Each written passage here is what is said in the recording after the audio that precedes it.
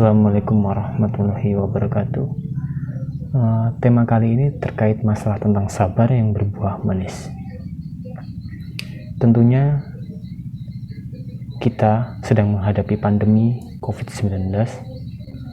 Kita diharuskan untuk melatih kesabaran kita terkait masalah penyakit ini agar semua kita lalui dengan baik.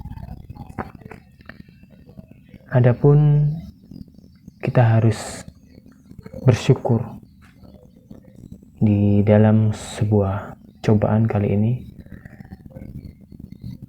agar kita lebih ridho, lebih ikhlas, sehingga kita tidak terlalu terbebani terkait masalah hal ini.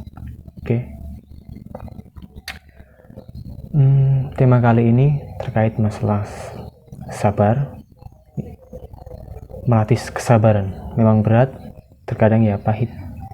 Namun dengan kita sabar akan berbuah manis. Allah Subhanahu wa Ta'ala berfirman dalam surat Al-Baqarah ayat 153 yang berbunyi, Ya ayyuhalladzina amanu bisri wassalah innallah ma'as sabirin. Yang artinya, wahai orang-orang yang beriman, mohonlah pertolongan kepada Allah dengan sabar dan sholat. Sungguh Allah beserta orang-orang yang sabar. Dalam ayat tersebut disebutkan bahwa Allah bersama orang-orang sabar. Apa yang lebih indah, apa yang lebih manis dari kesabaran bersama Allah. Bahkan dijelaskan dalam surat Al-Imran ayat 146, Allah berfirman, Wallah yuhibbul sabirin.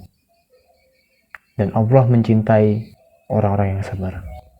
Bukanlah sungguh manis jika kita dicintai oleh Allah. Kita membahas terkait masalah sabar. Apa sih itu sabar? Sabar sebenarnya adalah terkait dari bahasa Arab. Secara bahasa berarti radiya atau rida, tajalada atau mengikat, tamala bertahan, atau itmala menahan dan menghadapi suatu, khudwa itminan dalam ketenangan, dan duna syahwa tanpa mengeluh. Tidak mudah untuk sabar, namun adapun jenis kesabaran, jika kita berkaca dari Nabi Yusuf dalam Al-Quran, setidaknya ada 3 jenis kesabaran harus kita asah di dalam diri kita, yaitu sabar menahan amarah, melawan godaan nafsu, dan menghadapi cobaan. Yang pertama yaitu sabar menahan amarah. Bentuk kesabaran yang pertama adalah sabar dalam menahan amarah. Amarah saat Nabi Yakub, ayah Nabi Yusuf, menerima kabar bahwa Nabi Yusuf dimakan oleh serigala, yang ia katakan adalah fasabarun jami'. Hal ini terekam dalam surat Yusuf. Wa ju'ala qamisi bidamin kazib qala bal sawalat walakum afsun amra fa sabrun jami' walahu musta'un ala tafsirun. Yang artinya, dan mereka datang membawa baju gamisnya yang berlumuran dan darah palsu. Dia berkata, sebenarnya hanya dirimu sendirilah yang memandang baik urusan yang buruk itu, maka hanya bersabarlah, itulah yang terbaik bagiku. Dan kepada Allah saja memohon pertolongannya kepada apa yang kamu ceritakan. Kesabaran menahan amarah juga ditunjukkan oleh Nabi Yusuf di ujung kisah Nabi Yusuf. Saat Nabi Yusuf telah menjadi orang yang besar dan para saudaranya dahulu kini meminta maaf padanya. Beliau tidak memarahi ataupun mencaci maki. Bayangkan, bukan hanya tidak mencela, beliau bahkan mendoakan dan menghibur saudara-saudaranya tersebut.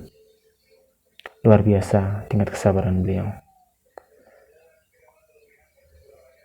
Yang kedua yaitu sabar melawan godaan nafsu. Kita harus sabar melawan godaan nafsu.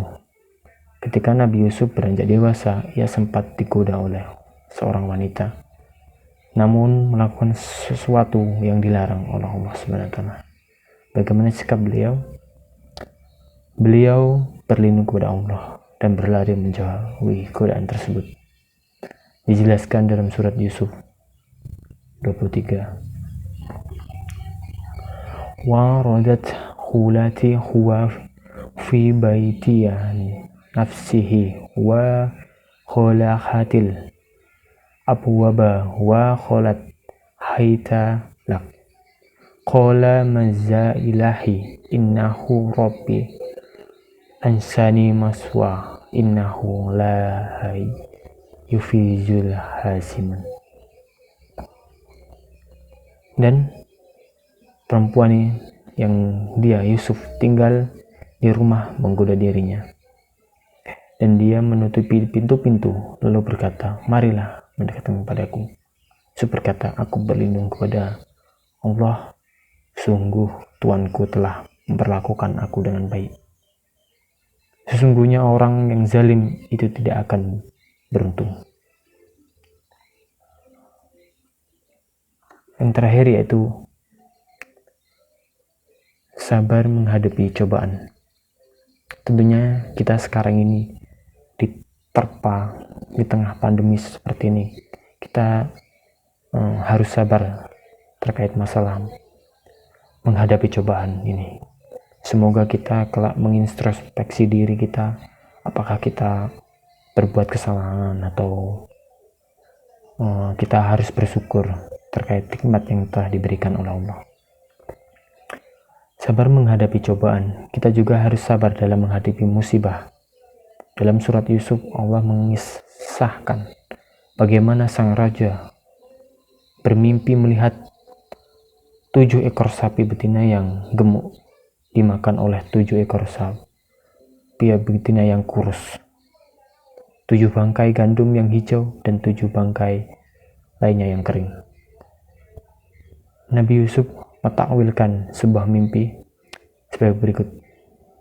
Dia Yusuf, agar kamu bercocok tanam 7 tahun berturut-turut sebagaimana biasa, kemudian apa yang kamu tahui hendaklah kamu biarkan di tangkainya kecuali sedikit untukmu kamu makan. Kemudian setelah itu akan datang 7 tahun yang sangat sulit, yang menghabiskan apa yang kamu simpan untuk menghadapi tahun sulit tersebut, kecuali sedikit dari apa bibit gandum yang kamu simpan. Setelah itu kamu datang tahun di mana manusia diberikan hujan yang cukup, dan pada masa itu mereka memeras anggur. Dan kita lihat bahwa dengan kesabaran mereka akhirnya bisa melewati dengan cobaan yang berupa masa-masa yang sulit, dan 7 tahun yang sulit saat melewati dengan penuh kesabaran akhirnya membuahkan tahun yang manis. Jadi intinya kita di tengah pandemi seperti ini, kita diberikan kesabaran, diberikan cobaan agar kita sabar, mawas diri terkait perbuatan kita yang lalu, mungkin untuk melebur dosa kita sehingga kita berujung manis. Mungkin hanya itu yang bisa saya sampaikan. Saya akhiri. Wabillahi taufiq wal hidayah. Wassalamualaikum warahmatullahi wabarakatuh.